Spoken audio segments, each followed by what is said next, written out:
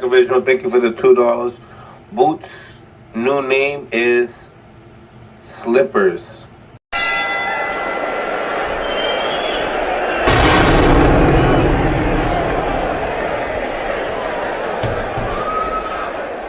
All right, I was sent the video from Mill City Boxing. It's Brian Norman Sr. basically going over what's going on with Jaron Boots Ennis. And Brian Sr. is basically saying that it's not Boots' fault, it's Eddie Hearn's. And Eddie Hearn is the reason the fight fell apart. And he doesn't believe that Boots is ducking. So we're going to go ahead and listen to that, and I'm going to break it down a little bit later. I'm here to bash Boots. I did not come on here to talk shit about Boots. I didn't come to bash Boots. I didn't come to do none of the above. I actually have a different opinion than everybody else. I don't think Boots ducked Virgil. I think that Eddie is playing games. I think based on my personal knowledge. Based on my personal knowledge of what I knew and what I started to see with some of the shit that Eddie was doing when we was negotiating, and I was bringing it out, and I was screaming at the fucking top of my lungs, and of course, he capped, he lied. Like, and after you remember me saying how all of a sudden we believe the white man, you remember me saying that shit? Mm-hmm. Yeah, I was like, how the fuck all of a sudden everybody just fucking side with the white man all of a sudden because he gets what the fuck you want to be for? It's Eddie, bro. The whole thing is Eddie, and it's still about the exact same thing. Conor Benn, which ironically was announced the exact same day that Boots' so-called duck Virgil offer was offered to Barrios for Conor Benn. Why? Because Eddie don't give a fuck about Boots. He never gave a fuck about Boots. He was playing him from the start. Again, this is no slight towards Boots. This is none of that towards Boots. From what I seen and from the lies that I know for a fact that Eddie was telling out loud to Boots, I was trying to text his daddy the whole time. And, tell even Jamil at the time, I was like, bro, he full of shit. And then when he came out and made that statement at the end of the whole hour negotiations and said that we were calling him, asking was it still available and we still wanted to fight, I'm like, bro, this man is a bold-faced. Like, I didn't understand it. You know what I'm saying? But bottom line is, this whole thing is about Conor Benn.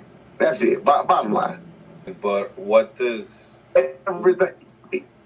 Yes. But what does that got to... Let me explain. Let me explain the play. Okay, he go to play. It's a couple of things. It's a couple of things that happened between that time. You got to remember, Boots had a lackluster performance in his last fight, right? Right. So now Eddie is questioning Boots now, just like everybody else, the rest of the world. I always say you can't unhear what you heard. Like some of the things I said about smoke and mirrors, about the hellified matchmaking. If you look in the comments, that's all you see. And I'm like, that's how it is. You cannot unhear what you heard, whether you believe it or not, whether you agree with it or not. You cannot unhear what you hear. That's it. Once it's said, it's said. It's out in the air. You can't unhear it. So with that being said, Eddie hear this shit that people saying about Boots. Eddie hear the same thing. So now you got to think about his worry for losing the Oscar. His worry for losing the Oscar is the biggest thing. That's why he said at the interview, if you lose to him, I'll never talk to you again. That motherfucker wasn't playing. You feel me? So in my opinion, I think he didn't want him to fight him anyway. I personally don't believe Turkey Al-Sheikh was behind sending that contract at 147. Who had personal dealing with Turkey Al-Sheikh? Eddie Hearn, right? Mm-hmm. It's a play. He told him to do that. There's no reason for him to do that. There's no reason for them to do that when they know that Virgil Ortiz moved up for the very same reason that he can't make the weight. So, bottom line is, Boots already defended his title. He free of his mandatories and shit. There's no fucking reason he can't go to 154 and fight Virgil Ortiz. I spoke on that too. I said, man, it's a hell of an opportunity. And if he did that, I wouldn't take it as no duck or buzz. I wouldn't take it as him leaving one. I wouldn't take it as nothing but him taking advantage of a hell of an opportunity. You know what I mean? So with that being said, man, I think the whole thing was a play. I think that Eddie told Turkey Alley Sheep to send that ship at 147 to get this whole thing started up because he know goddamn well that it wasn't gonna happen. He might have did it. He might have did it so Virgil could duck. Okay. Now, be that as it may, what Brian Norman Sr.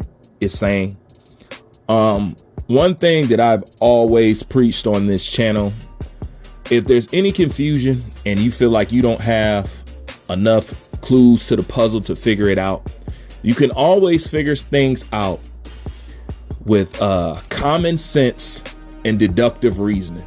That's how I get to a lot of the things that I start to break down to you guys. It's just common sense and deductive reasoning. Okay. Now, Brian Sr. wants to put it off on Eddie. He says nobody should listen to Eddie or listen to the white man or whatever and whatnot. I don't buy that low level thinking. Anybody can bring truth no matter what color they look like. That's not going to make me disregard something that you says. I'm basing off the knowledge. I'm not going to base it off your skin pigment. That's just me. But here's the thing. Common sense and deductive reasoning will tell you this. I don't know Eddie, or Eddie is not known for a person to not give people the fights that they want. He doesn't have that reputation, at least not in my eyes. Okay. So with that being said, even if that was the case, you have to admit that these signs and these things was going on with Boots when he was signed with Showtime, Espinoza / PBC. Okay. These things still went on. We still had communication problems. You know what I'm saying? We still had problems getting certain fights. These guys were saying two different things. Espinoza was saying one thing. Bozy was saying one thing. Jaron was saying another thing. So all of this type of actions and stuff was going on prior to him signing with Eddie Hearn. So to just put it on Eddie at this point, that's disingenuous. You know what I'm saying? And I have to go off Eddie's track record more than anything else. And in my eyes, with me, Eddie don't have the track record of fucking over no fights or nothing like that. If anything, he's tried to make the fights and get these guys paid. That's how I see it. You might see it different. But one thing that you can't deny is that all this stuff was going on prior to signing to Eddie. So you can't just put it on Eddie at the end of the day. You're going to have to put it on Boots.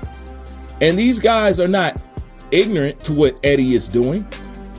What people need to understand is Team Ennis has been complicit in whatever Espinoza was doing and whatever Eddie is doing. So even if Eddie is doing that, being that this was prevalent before signing to Eddie, you have to say common sense would tell you that they're complicit with what's been going on and how Boots is being moved. From the start of the email champ situation, they've been complicit. Now, what do you know for sure now? What do you know now? I'm going to tell you what you know now. You now know without a shadow of a doubt that they were just clout chasing Bud. This whole Ortiz fight lets you know that if anything, it solidifies that they were never trying to fight no Terrence Bud Crawford. Never. If anything, that's what the situation tells you. So if it's very clear that they weren't trying to go that route, why did they keep that man's name in his mouth? Why did they lead you to believe that he's somebody that could even rival Crawford and he even wanted to go that way? You should have known it from the first time that Crawford pulled his coattail when he was doing that interview with Gillian now. You know what I'm saying? And he told him, man, you lying, you fronting, you guys should have known then. And if you didn't know, you definitely should have known when Terrence Crawford passed Jaron Ennis, he didn't even want to look his way. Okay? So they've been pump faking the whole time. So you can't get with Eddie and all of a sudden they innocent and everybody's hiding their hands and they didn't have nothing to do with it. And they were in, they was in the not knowing and, it's everybody else's fault. No. Team Ennis has been playing this game right along with whatever Espinoza doing and whatever you're trying to accuse Eddie of doing. But the whole thing is you can't put it on Eddie if all this was going on before he even signed to the man. So I hear what Brian Sr. is saying, but if you ask me, I think they're just trying to keep in sweet with Boots in order to get a deal or something like that. Because you can't put it on Eddie at the end of the day. And the biggest excuse for not listening to Eddie, you can't put it on the man's pigmentation at the end of the day. You know what I'm saying? He just doesn't have that track record. However, when I look at Boots' track record or Team Ennis' track record of lying and missing opportunities and not taking this fight and trying to say Conor Ben ain't this and Blair Cobbs ain't that and these guys ain't nobody and I want the guys in the top division at 154. I want to do this. It's all been lies. And you know how you know? Because we live in a digital era. These guys are on camera saying these things. Boots is on camera saying what he want to do. You know what I'm saying? And if you want to go to 154, you know, then, and Ortiz just left 147, then what are you doing? And if Ortiz want to fight at 154 and you talking about going to 154, and all of a sudden when that fight made, it's not good because of the weight. I mean, once again, this is why, see, I made a video a long time ago and people act like I wasn't ever on Boots train at the beginning. I did a media hype on Boots. Let's be truthful here. The hate for Terrence Crawford forced y'all to elevate a dude beyond his capabilities and beyond his worth and beyond what he has shown you, just despite Terrence Crawford, because most of y'all are too emotional out there to take the sport of boxing as it's supposed to be a sport of competition, not one of likes and dislikes and cheerleading. So therefore, y'all pushed him, they took it, and they ran with it. Now, this is where the problem's going to come into play, and this is where shit really going to get interesting. Jaron Ennis never built the fan base to help support him in the shenanigans that he's doing. So you know what Jaron's going to have to do now? He's either going to be a laughing stock, or this situation is going to force him to have to step up. Now he's going to be forced or just be a laughing stock. So he has a choice. He's either going to step up or he's going to be a laughing stock. But he doesn't have the fan base to protect him like you see with the Canelos and everybody else who like to do the duckery. You know what I'm saying? His fan base was never established because it was never real. It was always artificial. It was always ex-Errol Spence fans that turned their back on him, that jumped on the Jaron Boots Ennis train. It's always been that. Now he's in between a rock and a hard place, and now all eyes is on him. So if he wanted attention, you got it now. It's probably just not the type of attention you want. Now he's either going to have to step up or be a laughing stock. Point blank, period. There's no way to go.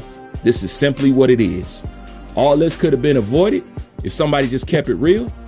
You didn't have to ride off Terrence Crawford's wave, but you chose to do that. And now you got caught up in a trap, and now you in a corner, and you got to bust a move, and all eyes is on you. So if you wanted attention, now you got it. Now we're going to see what you really made of, because there's no more wiggle room. It's literally no more wiggle room.